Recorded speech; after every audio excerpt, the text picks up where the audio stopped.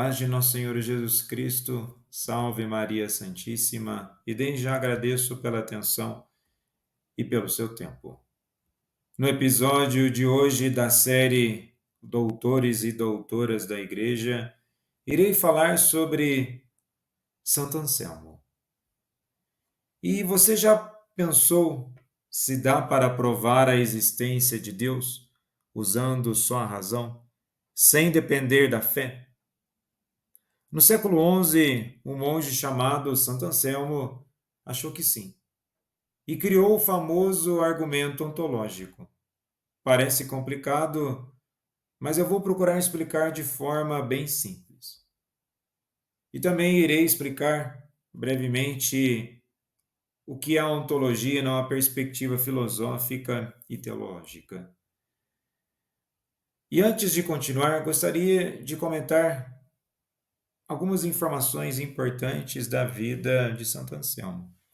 Ele viveu entre 1033 a 1109, foi canonizado em 1494 pelo Papa Alexandre VI e proclamado doutor da Igreja em 1720 pelo Papa Clemente XI. E é conhecido como o pai da escolástica e por sua famosa frase Fides quaerens intellectum, a fé que busca a compreensão. Então podemos nos perguntar inicialmente o que Anselmo está tentando provar.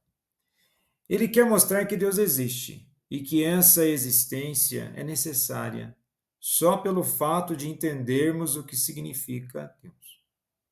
Consequentemente, podemos aqui também nos perguntar qual é a definição de Deus. Anselmo define como aquele do qual nada maior pode ser pensado. Então, repito, aquele do qual nada maior pode ser pensado. Imagine qualquer coisa agora: um cachorro, uma casa, uma montanha. Agora tente imaginar o ser mais perfeito possível, mais perfeito do que tudo isso. E esse é o conceito de Deus segundo Anselmo. Um ser tão perfeito ao qual nós conseguimos imaginar numa perspectiva de existência, mas evidentemente não nos detalhes. E aí chegamos a uma outra parte do pensamento de Anselmo. Eu acabei de mencionar existência.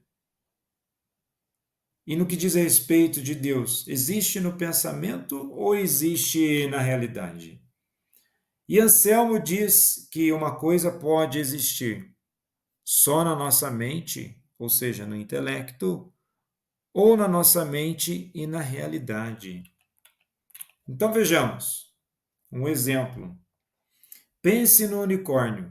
Ele existe na sua mente, mas não na realidade.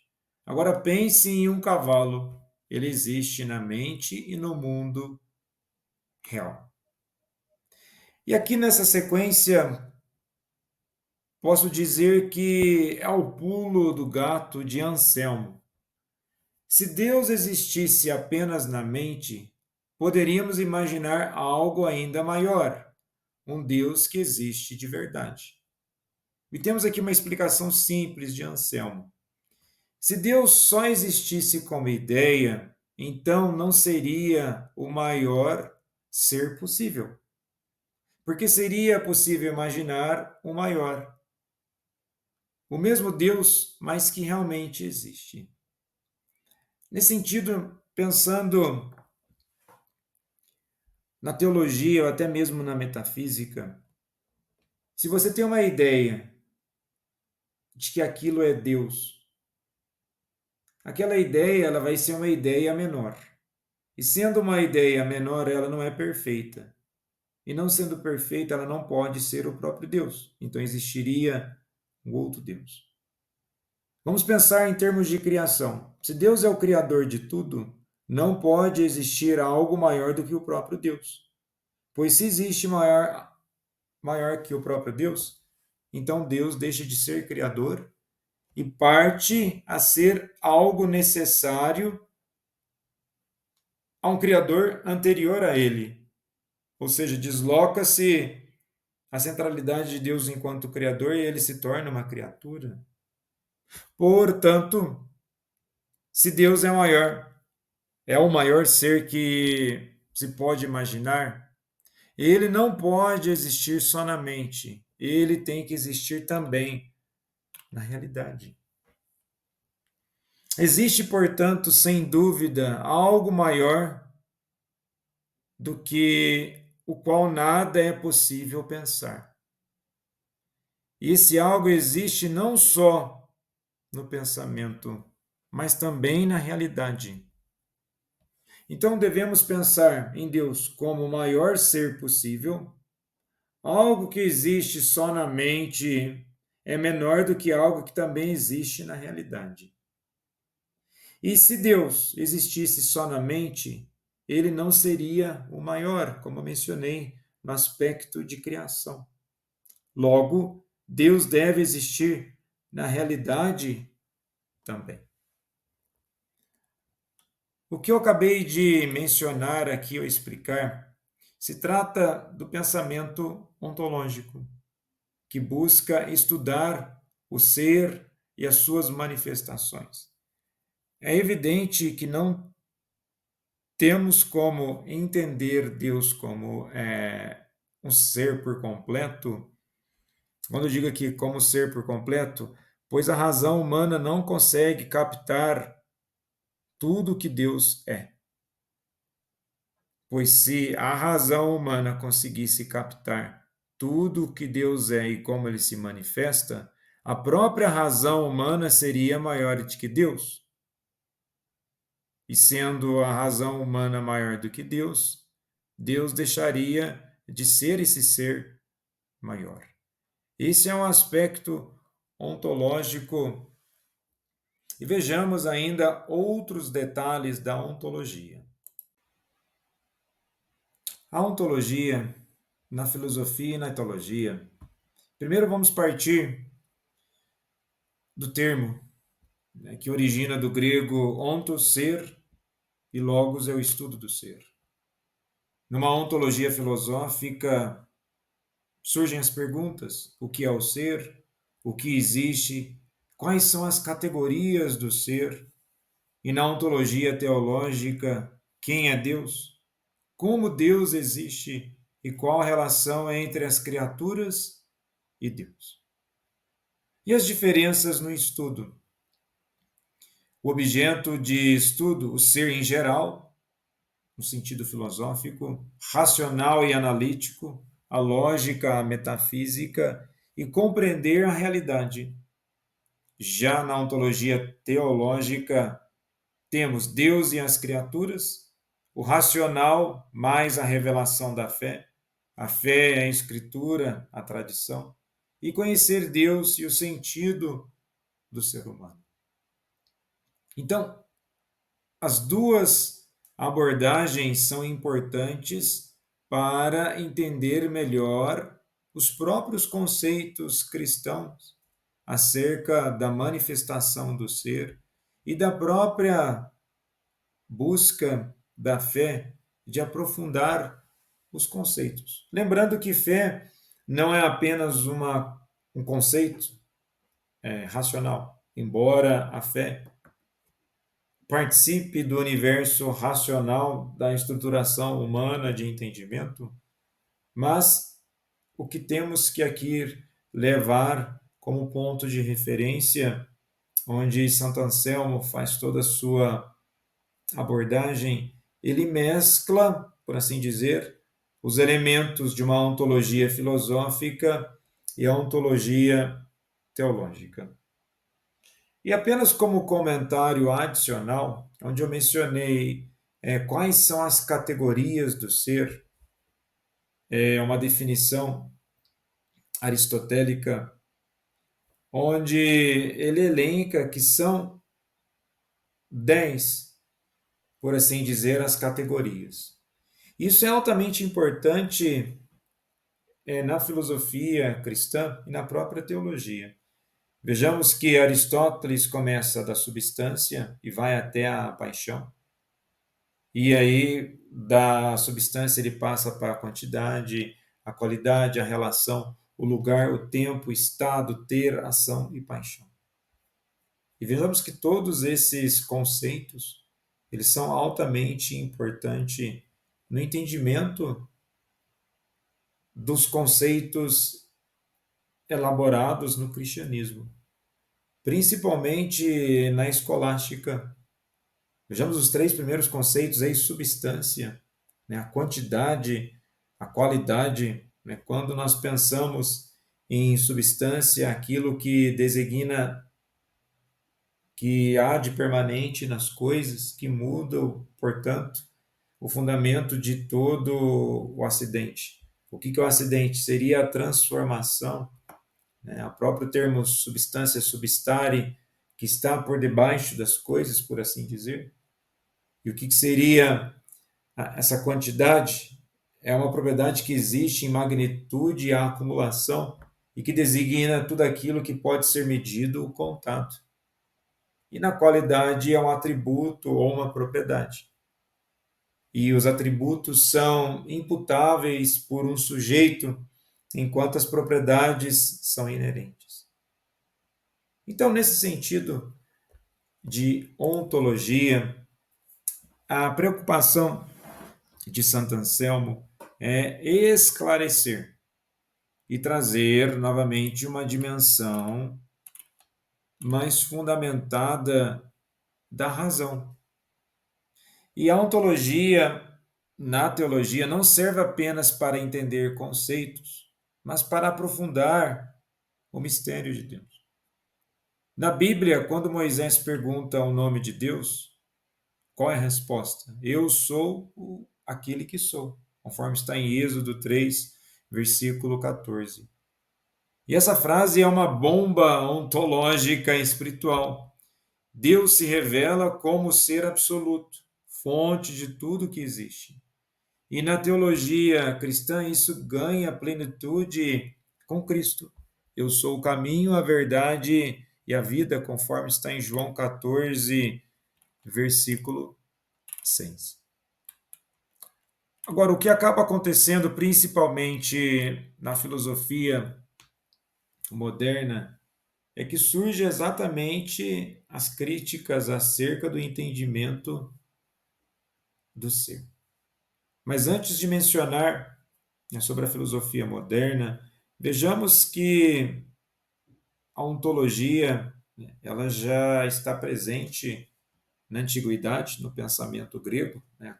Acabei de citar Aristóteles, mas gostaria também de recorrer a Parmênides, né, sobre a questão do ser. E esse filósofo grego é do século V a.C. E ele diz assim: o ser é, e o não ser não é. Você fala, olha, é uma coisa óbvia. Vejamos. O ser é, ou seja, aquilo que é o ser, ele existe, e o não ser não é, pois ele não existe. Vejamos. Então, se Deus é o ser maior, ele, enquanto Deus ser maior, não pode existir uma categoria, por assim dizer, aqui vou colocar nessa palavra, ou um ser maior do que Deus. Pois, se houver algo maior do que o próprio Deus, ele deixa de ser. Então, nós temos o ser é e o ser não é. E com isso, Parmênides também afirma que o ser é uno, imutável, eterno. Tudo mais é ilusão. Embora ele não esteja aqui falando necessariamente de um Deus numa perspectiva de doutrina ou até mesmo dentro de uma instituição, mas aqui já temos elementos daquilo que é uno, imutável e eterno. E eu já mencionei, né, Aristóteles, que é considerado o pai da ontologia sistemática, e eu mencionei as questões das 10 categorias. Agora, em tempos modernos, um filósofo que é muito lido e considerado nas discussões ontológicas é Heidegger, um filósofo alemão, né, do século XX, onde ele muda o foco. Em vez de perguntar o que é o ser, ele pergunta o que significa ser. E propõe o conceito de Dasein, né, o ser aí, o ser humano como abertura ao ser. E com isso, repeti várias vezes a palavra que eu vou repetir agora novamente: o ser. E podemos aproveitar toda essa reflexão, até mesmo para falar do tempo que nós estamos vivenciando, a ressurreição. É possível, então, uma relação de ontologia e ressurreição? Sim. Vejamos, antes mesmo da ressurreição, a ontologia cristã parte da criação. No princípio, Deus criou o céu e a terra. Gênesis capítulo 1, versículo 1. O ser humano, então, não existe por si mesmo, mas participa do ser de Deus. E isso vai diretamente de encontro com o pensamento de Santo Anselmo. Então, o ser humano é criado à imagem e semelhança de Deus. Gênesis capítulo 1, versículo 27. E isso confere à sua existência uma dignidade ontológica única. Bom, a queda, ou seja, o pecado original, introduz uma ruptura ontológica, ou seja, a criatura rompe com a sua fonte de ser, ou seja, Deus, e daí vem a morte, o sofrimento e a desintegração. Agora, saindo lá do Antigo Testamento, na perspectiva do Novo Testamento, com a encarnação do Verbo, conforme nós podemos conferir em João capítulo 1, do versículo 14. Acontece algo sem precedentes na ontologia. Deus, o ser absoluto, assume a condição do ser criado, sem perder sua divindade. Aqui nós podemos remeter às questões da categoria em substância, quantidade e qualidade. Isso une de forma irrevogável o divino e o humano. Então a ontologia cristã passa a entender o ser não como algo estático, mas como relacional. Ser é ser em relação com Deus. Agora, aquilo que diz respeito à ressurreição, como plenitude do ser humano em Deus. A ressurreição de Cristo é o evento central da fé cristã, conforme nós podemos conferir na primeira carta a Coríntios, capítulo 15, versículo 14. E é também o ponto mais elevado da ontologia teológica. Em que sentido? O corpo de Cristo não volta ao estado anterior, mas é glorificado. Um novo modo de ser irrompe na história. E esse corpo glorioso é incorruptível, transfigurado, livre das limitações do tempo e do espaço, ainda plenamente humano. Ou seja, não vou entrar nos méritos profundos da questão da ressurreição aqui, mas Jesus ele não perde as suas características humanas. Tudo que está contemplado nesse corpo glorioso é agora incorruptível, transfigurado, livre das limitações do tempo e do espaço e ainda plenamente humano, conforme eu já mencionei. E com isso inaugura uma nova ontologia do corpo humano. O último Adão tornou-se espírito vivificante, conforme nós podemos conferir na primeira carta aos Coríntios, capítulo 15, versículo 45. E é interessante aqui que também a ontologia do já e ainda não. Mas em que sentido?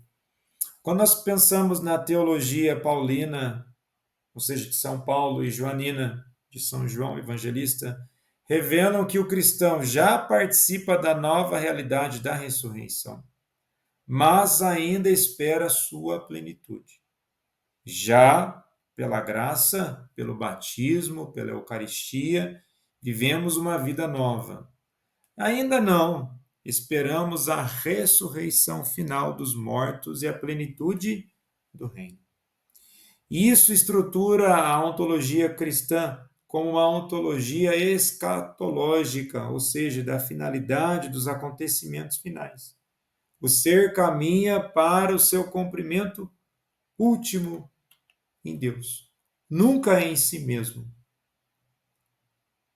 Agora, podemos pensar de uma forma muito bonita na dimensão da ressurreição o amor como fundamento ontológico. E eu gostaria de citar aqui um grande teólogo do século XX, é um teólogo alemão, Hans Urs von Balthasar, que a ontologia cristã encontra seu centro na Trindade. Deus é amor eterno entre as pessoas. E a ressurreição revela que o amor é mais forte do que a morte. O ser mais pleno não é apenas eterno, é eternamente relacional, doado em comunhão. Então, a ontologia da ressurreição é, em sua raiz, uma ontologia do amor. E o que podemos nos perguntar aqui por último? O que a ontologia da ressurreição nos diz? Aproveitando que estamos nesse período da oitava da Páscoa, o ser humano não está feito para a dissolução, mas para a plenitude em Deus. O corpo não é descartável, ele é chamado à glorificação. A morte não é o fim, mas uma passagem para uma nova forma de existir. E o ser autêntico é aquele que vive em comunhão com Deus desde agora. Então, nesse sentido, em Santo Anselmo, a ontologia ela ganha essa nova proporção de entendimento, né? É claro que os gregos já haviam iniciado uma grande discussão sobre os elementos da ontologia, mas agora, de modo clássico na escolástica, Santo Anselmo ele abre toda ou aprofunda toda essa discussão no universo cristão. Agradeço imensamente pela atenção, paz e bem e uma feliz Páscoa.